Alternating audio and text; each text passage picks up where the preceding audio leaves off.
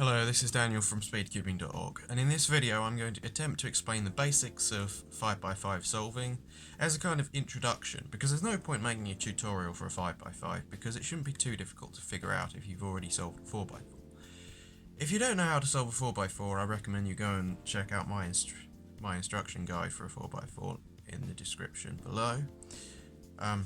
But if you can already solve 4x4, this is a good video to introduce you to 5x5. The first step of 5x5 solving is to solve the centres, just like on a 4x4, but they're slightly bigger centres. So what you've got to do is you've got to look for pieces that are already solved around a centre, such as this green bar here, and then look for other pieces and how they can match up, like that, and then insert it in. And then green. And then solve an opposite centre, so match that up, then that, then that.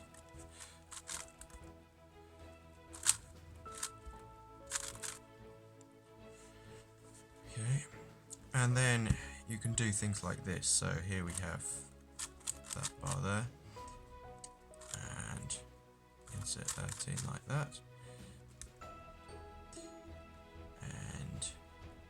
Also, what you can do is if you have two pieces like this, you can do one piece down there, you can do, and then insert it in. But first I'm going to insert that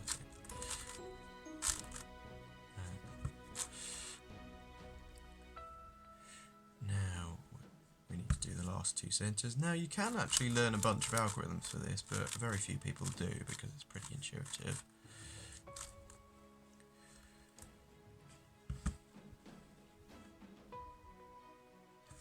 Oh yeah, and also you can get T-shapes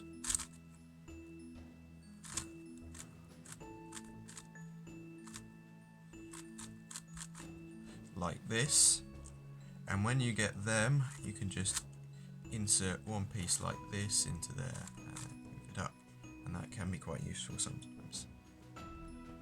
So the next step of solving a 5x5 is to solve the edges.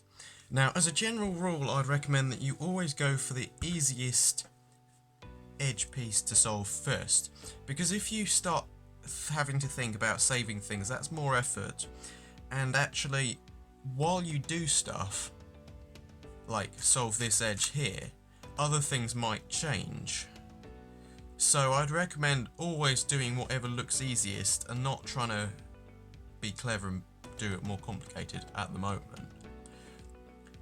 When you're inserting an edge into the bottom layer, I would recommend that you try and preserve this. So if you insert it like this and then do it back, then you end up in a more complicated position. In this case, it's quite funny because you can just do that. So then you can look for other pieces that will make it slightly easier. So here we have that yellow-blue piece, and then solve that. And repeat that. When you get to the last four edges, you can't insert any more pieces into the layers here. So it's a case of slice, flip, slice, where just like on a 4x4, kind of, but you have to worry about the middle pieces as well. So here we have the red piece, and in this case it's also here, so we can just do slice, flip, slice, and it's solved. And the same here. When you get to the last two edges, in this case we have parity, and so if I were to do this and do slice, flip, slice, I would have parity.